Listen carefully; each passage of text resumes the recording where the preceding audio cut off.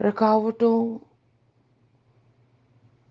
اور الجھنوں سے کبھی مایوس مت ہونا، مشکلات کی وجہ سے کبھی پریشان مت ہونا۔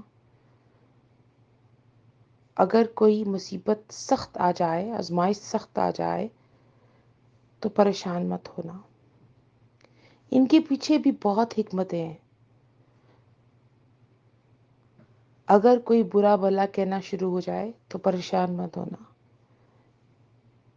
کیونکہ تم کیا جانو کہ رب تمہیں کتنا پسند فرما رہا ہے۔ یہ تو صرف رب جانتا ہے، یا تمہارے اندر کا وہ دل جانتا ہے۔ یہ رب کی حکمتیں ہیں۔ آپ کا راستہ جس طرف صراط المستقیم پہ چل رہا ہے اس پہ رکھو، اپنے راستے کو کبھی مت بدلنا کسی کے پیچھے بھی، کیونکہ کوئی تو شاید سرائے کی طرح آئے اور چلا جائے۔ ہو سکتا ہے رب تمہیں اپنے پاس اپنے قریب کرنا چاہتا ہو اور اپنا قرب عطا کرنا چاہتا ہو۔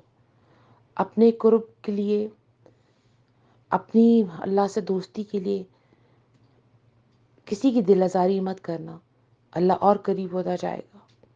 اور کبھی ایسا مت سوچنا کہ میں رب کے بہت قریب ہوں۔ جب یہ بھی سوچنا شروع کر دیں تو رب بہت دور ہو جاتا ہے، کیونکہ رب کے قریب تو وہی ہوتا ہے جو دنیا سے اور دنیا والوں سے ناطہ جوڑتا ہے اور ان کی خدمت اور اخلاص کے ساتھ کرتا ہے۔ اللہ تبارک و تعالیٰ میں اخلاص اور اخلاق دونوں کی نعمت عطا فرمائے اور ہم دوسروں کے لیے بھلا کر سکیں۔ آمین۔